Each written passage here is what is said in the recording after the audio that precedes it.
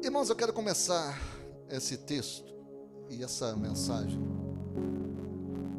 falando sobre uma verdade que pode mudar completamente a forma como você enxerga a sua jornada cristã. E nós lemos um texto aqui agora mesmo sobre Pedro, sobre a pesca maravilhosa. Existem duas pescas na palavra: a pesca maravilhosa, que é essa, e a pesca milagrosa, que é a outra pesca dos 153 grandes peixes. Mas Pedro não pescou, irmão, muitos peixes porque ele era habilidoso. Ele pescou porque ele era obediente. Deixa isso penetrar no seu coração agora.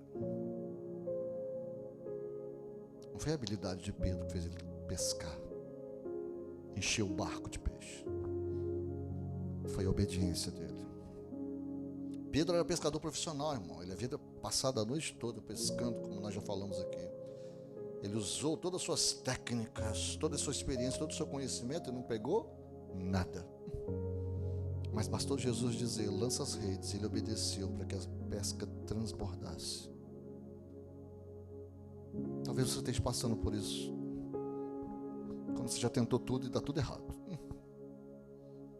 Você já usou todas as técnicas, toda a sua habilidade, deu tudo errado. Eu confesso a você que eu cheguei nisso também. A gente tentar tudo que a gente sabe e dá tudo errado. Até a hora que a gente decide simplesmente obedecer e lançar as redes mesmo estando cansado. O cansaço não é empecilho para Deus. Meu cansaço não é, o seu também não é. Cansaço é empecilho para nós. Quando nós estamos cansados, tudo que a gente quer é o quê? Descansar.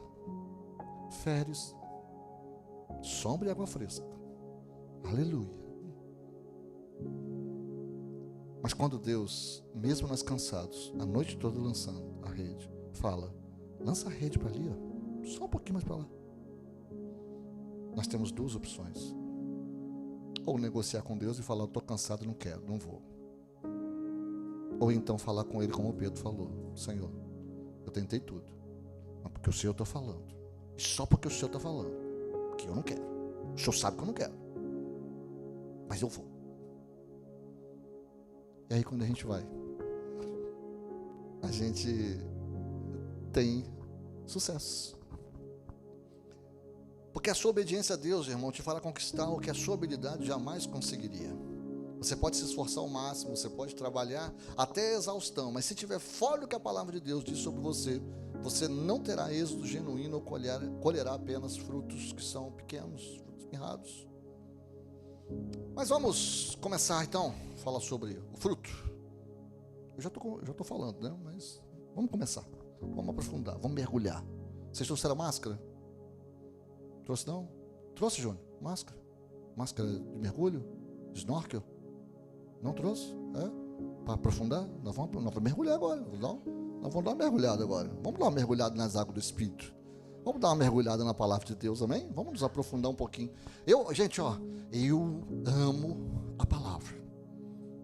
E eu amo mergulhar na palavra. Então vamos mergulhar um pouquinho na palavra.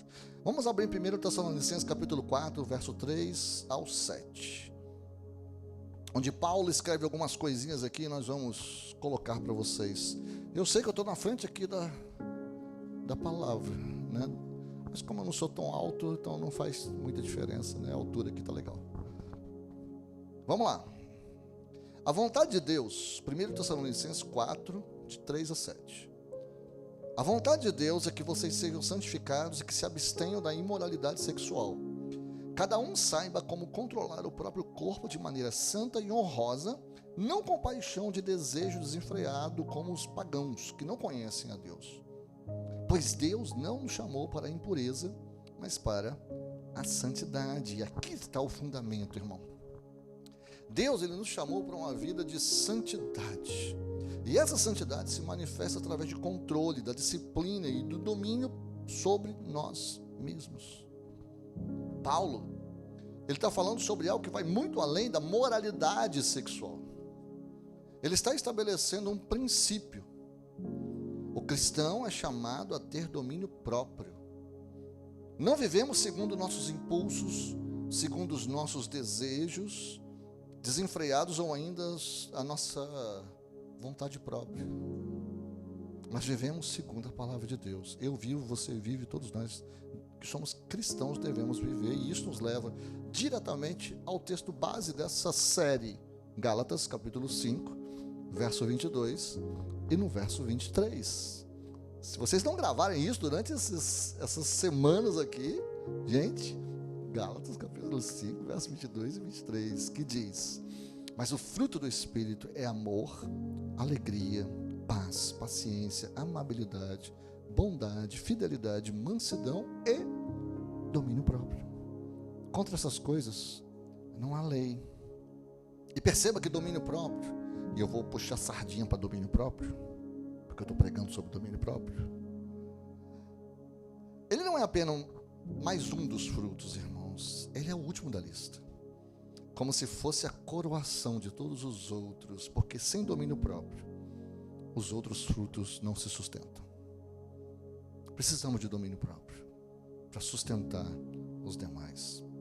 Mas agora presta atenção nesse versículo poderoso de 1 Timóteo, capítulo 1, verso 19.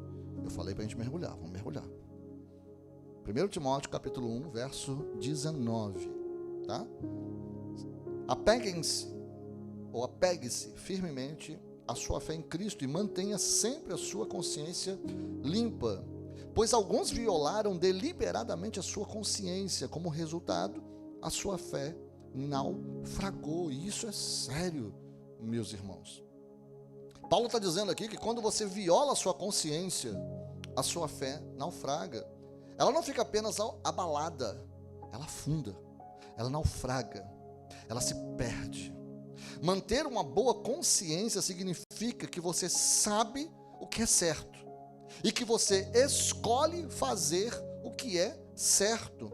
Não é sobre ignorância, é sobre uma escolha deliberada que nós fazemos. Quantas pessoas hoje, irmãos, estão com a sua fé naufragada porque deliberadamente esqueceram ou eles escolheram fazer o que sabiam que era errado, tomaram a pior decisão possível. Elas conheciam a palavra, sabiam o que Deus queria, mas escolheram os seus próprios caminhos, escolheram a desobediência. E agora, meu amado, eu vou te mostrar algo que talvez você nunca tenha percebido. A disciplina espiritual está ligada à disciplina física. Quem gosta de fazer exercício físico aí? Aleluia. Alguns. Amém. Outros falam assim: Jesus, não. Livrai-me do mal, amém.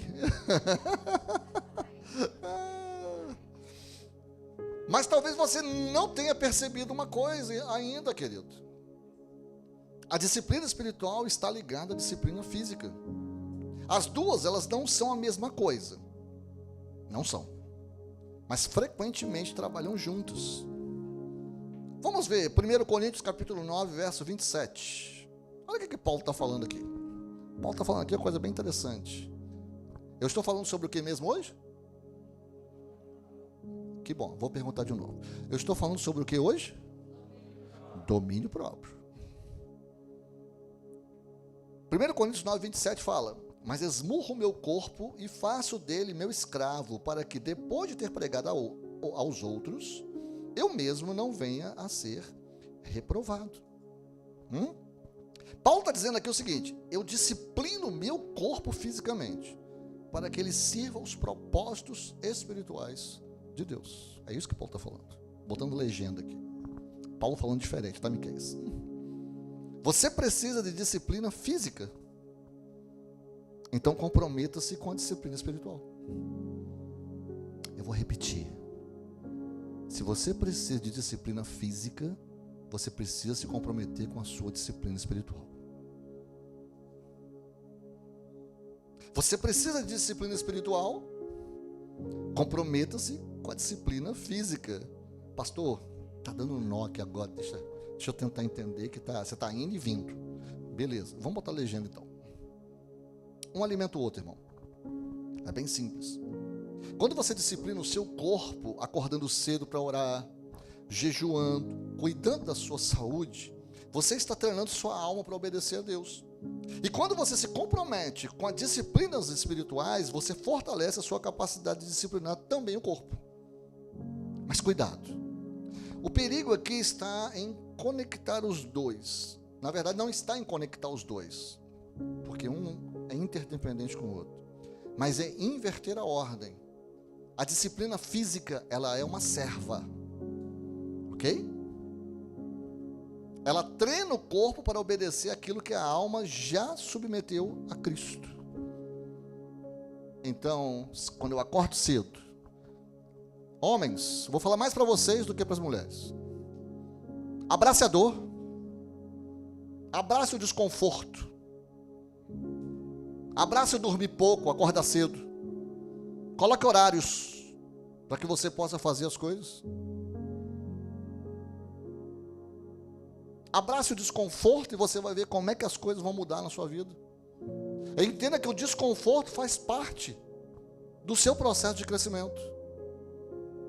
E homens, sim, é solitário. E ninguém vai ter pena de você. Simples assim. As mulheres, por sua própria natureza, são sociais. Compartilham mais fácil. Nós queremos descobrir o nosso próprio caminho de forma individual. Deus nos fez assim, e não está errado. Mas precisamos abraçar o desconforto, por quê? Porque a nossa mente vai jogar contra a gente. A sua mente vai tentar te sabotar. A sua mente vai dizer que você está cansado, além do que você está. A sua mente vai dizer que você não pode, quando você pode. A sua mente vai dizer para você desistir quando você deve prosseguir. É simples. E para nós homens existe uma palavra chamada procrastinação. Deixar para depois, empurrar com a barriga. E nós fazemos isso muito bem. Eu estou falando que eu luto contra isso. Também, irmãos. Isso tudo faz parte do domínio próprio. Mas atinge muito mais a ala masculina do que a ala feminina. E enquanto nós não abraçarmos esse desconforto nas nossas vidas, nós vamos continuar tendo resultados medíocres. E resultado medíocre às vezes não é ruim, mas não é aquilo que Deus quer para mim e para você. Deus quer nos levar além, acima, no nosso pleno e máximo potencial. E aqui, meu irmão, não dá para inverter as coisas. A disciplina física, ela gera desconforto, ela vai gerar dor, mas ela é uma serva. A disciplina espiritual, ela vai trabalhar a disciplina física, porque você não pode substituir oração por academia, irmão. Não dá. Mas você pode usar a academia para fortalecer a sua capacidade de disciplina, que será útil também na sua vida de oração. Porque tem dia que eu não quero orar. Assim como tem dia que eu não quero fazer exercício físico. Vocês estão aí? Tem dia que eu não quero, irmão. Não quero orar. Mas aí entra o quê? O desconforto. A disciplina. Eu vou porque eu tenho que ir. Ninguém manda em mim. Eu mando em mim. Não vem com essa história, não. Você manda em você. É você que dá ordem em você. E aqui está uma verdade, irmão, que essa geração precisa ouvir desesperadamente.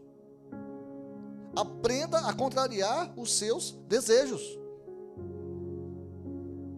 Cuidar de nós mesmos também significa saber quando é hora de fazer o que nós não queremos. E nem sempre você precisa de motivação, irmão. Você precisa de disciplina. Vocês estão aí? Motivação é um sentimento, disciplina é uma decisão. A motivação diz, eu vou orar quando eu sentir vontade.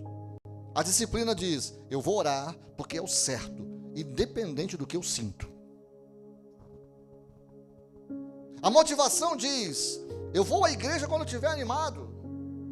Mas a disciplina diz, Eu vou à igreja porque me comprometi com o corpo de Cristo. A motivação diz: eu vou devolver o dízimo quando eu estiver sem dívidas. Mas a disciplina diz: eu vou devolver o dízimo porque não é meu, mas é de Deus. Nós temos um exemplo em Jesus, irmãos. Ele demonstrou isso lá no Getsêmani. Em Mateus 26, 39, ele disse: meu Pai, se possível, faça de mim esse cálice, contudo, não seja como eu quero, mas como tu queres. Jesus, irmãos, tinha um desejo: afastar o cálice, mas ele contrariou esse desejo por obediência ao Pai. Jesus é o nosso modelo. Jesus é o crivo. Jesus é o padrão pelo qual nós devemos nos medir. É Jesus. Meus irmãos, eu quero te desafiar hoje. Entrega a Deus o que você tem nas suas mãos agora. Não espere ter mais, saber mais, ou ser mais. Comece com aquilo que você tem. Enquanto você se mantiver fiel em fazer a sua parte, Deus vai fazer a parte dele. Porque Deus é fiel. Aliás, Deus é fiel. Nós não somos, mas Deus é. Se nós fizermos a nossa parte, Deus vai fazer a parte dele. Presta atenção numa coisa. Deus já lhe deu o que você precisa para dar o primeiro passo. Quando aquele menino, lá em João 6, de 9 a 13, um menino, no meio da multidão, entregou 5 pães e 2 peixes, isso não era o suficiente. Mas nas mãos de Jesus, ele alimentou 5.000 homens, fora mulheres e crianças.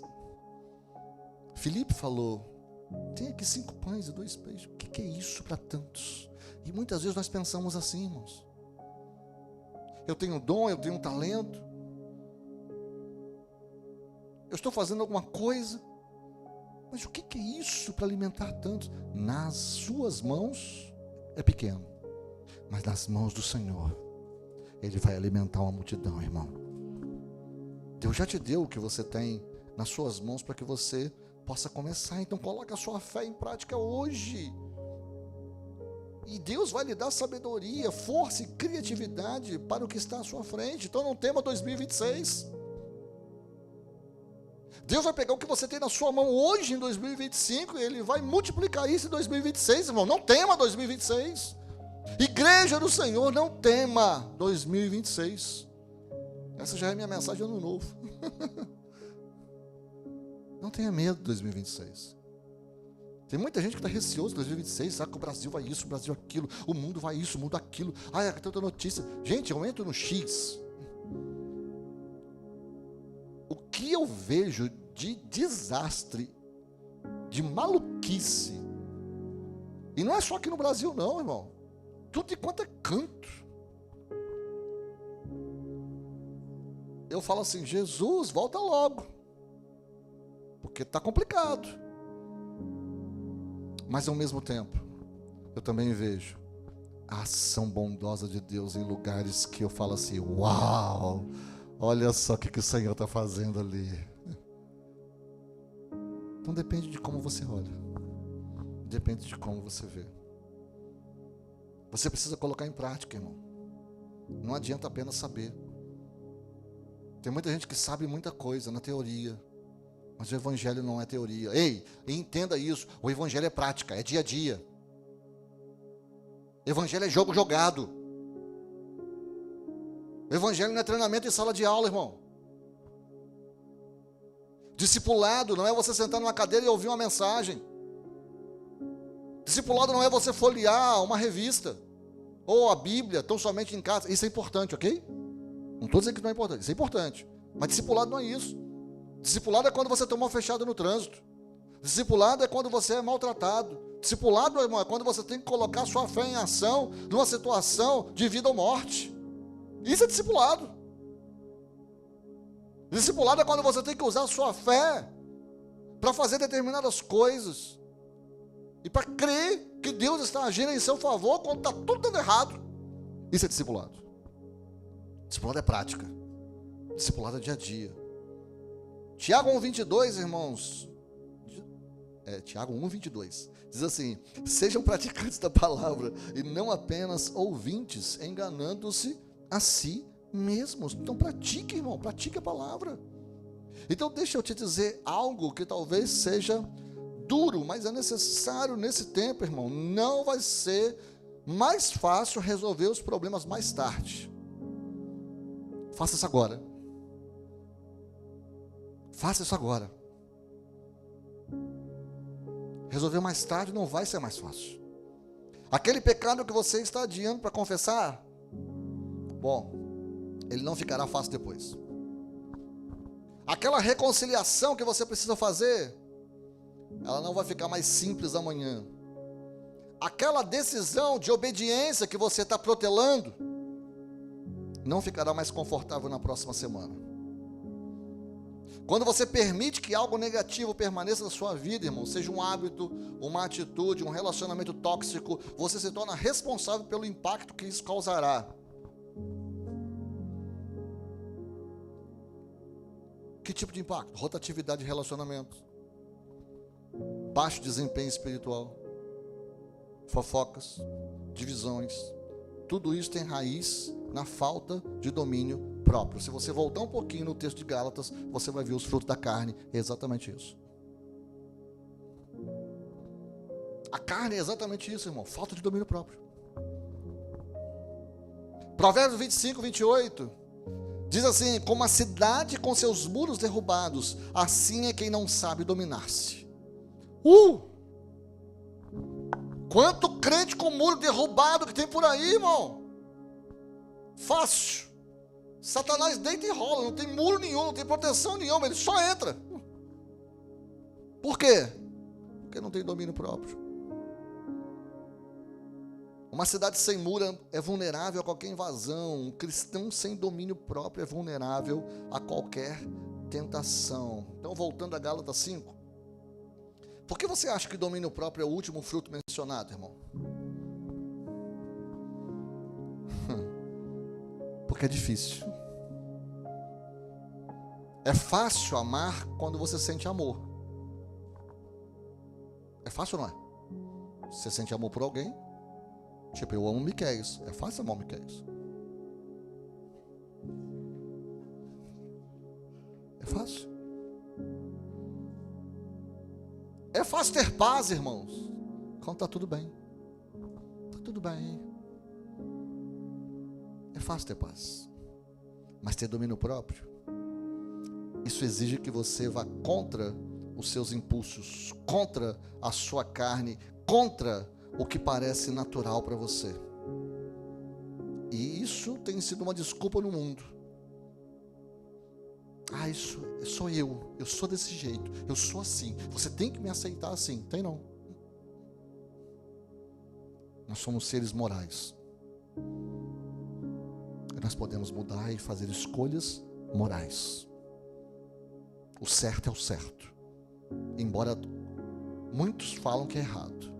E o errado continuará sendo errado, mesmo que muitos falem que é o certo. Eu e você sabemos, está aqui a lei, dentro do nosso coração e na nossa mente. Não viole a sua consciência moral. Se você violar sua consciência moral, sua fé naufraga. Lembra disso. Quando você se submete, meu irmão,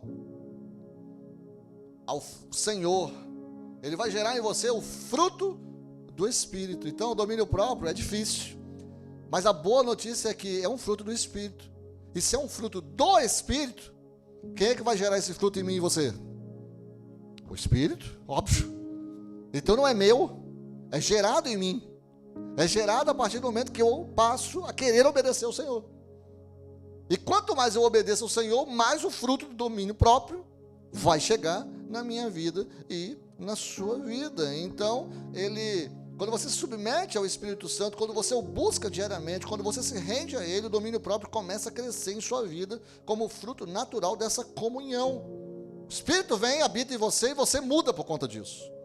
Filipenses capítulo 2, do verso 13, promete: Pois é Deus quem efetua em vocês tanto querer quanto realizar de acordo com a sua boa vontade, ou com a boa vontade dele.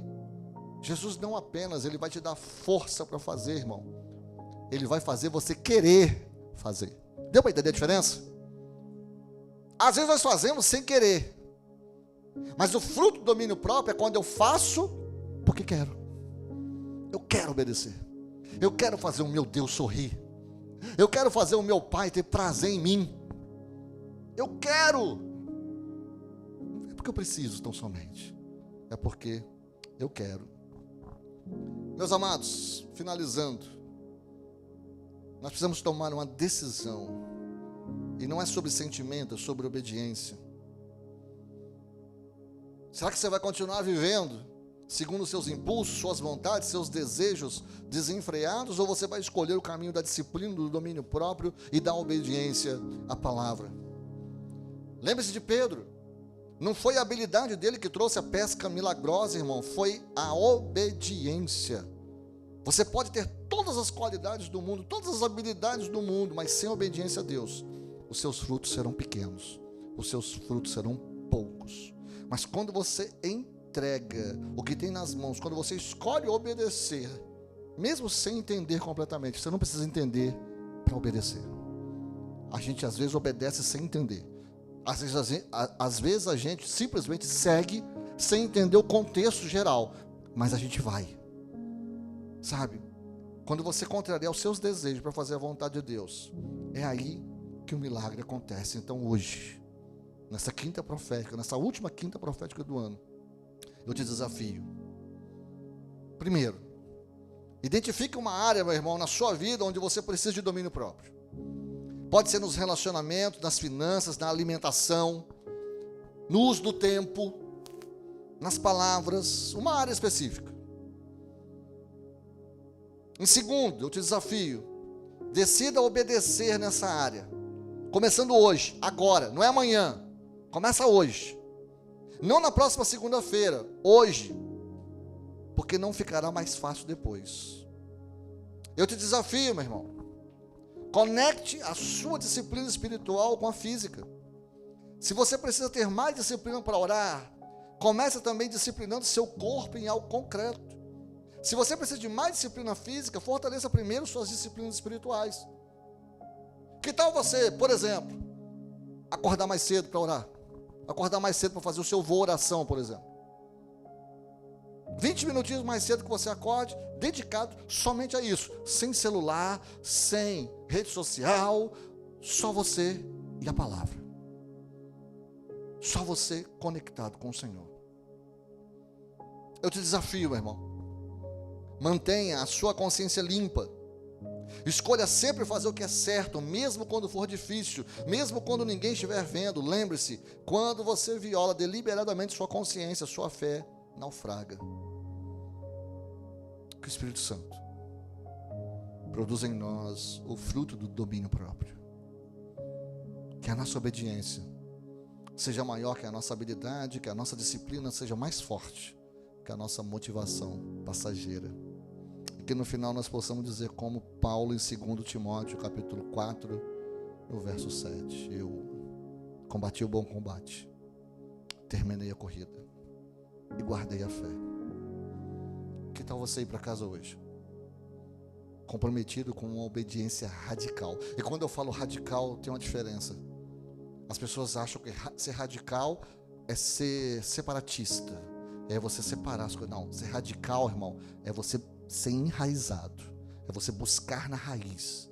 É você estar fundamentado em alguma coisa. E aqui, que tal você ser radical na palavra? Está fundamentado na palavra, está alicerçado na palavra, enraizado aqui. Observe que quando você está enraizado na palavra, você transformará seu esforço obediente em frutos abundantes. Não vai ser fácil.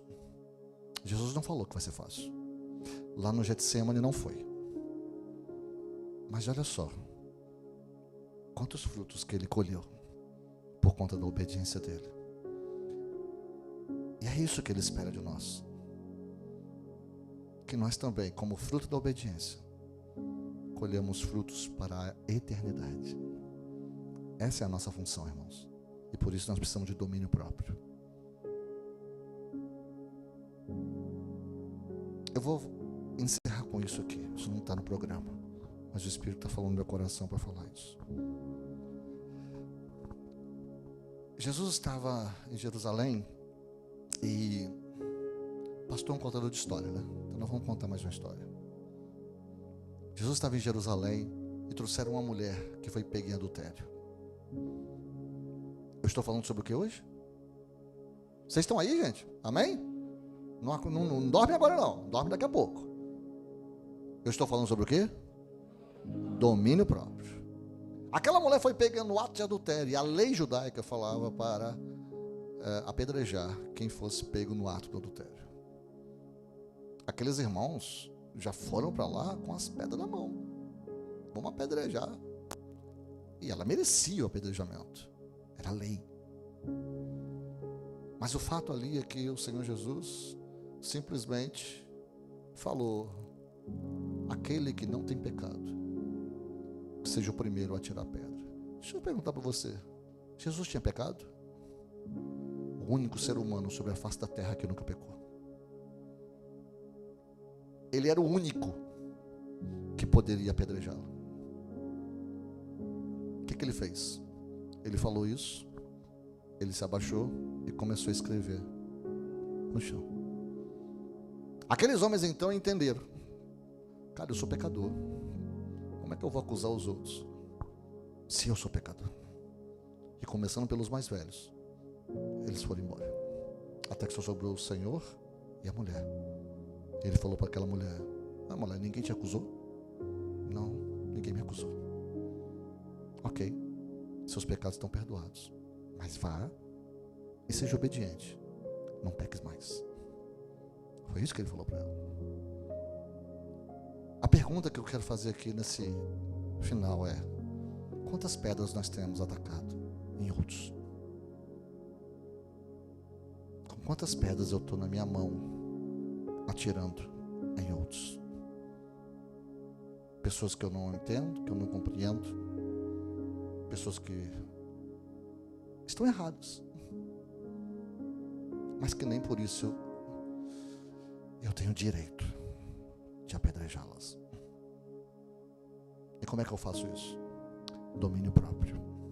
Eu preciso de domínio próprio para pegar a pedra que está na minha mão, pronta para atacar em alguém, e deixar por terra, e ir embora, e deixar Deus tomar conta daquela pessoa, porque é assim que se faz.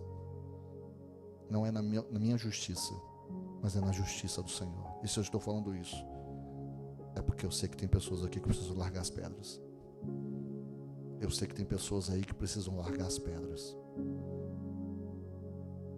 Domine-se. Jesus se dominou ali naquele tempo, sem falar nada. Ele pregou um sermão fantástico. Às vezes é isso que acontece com a gente. A gente só precisa se calar, deixar a pedra. O sermão será pregado. Você não precisa falar.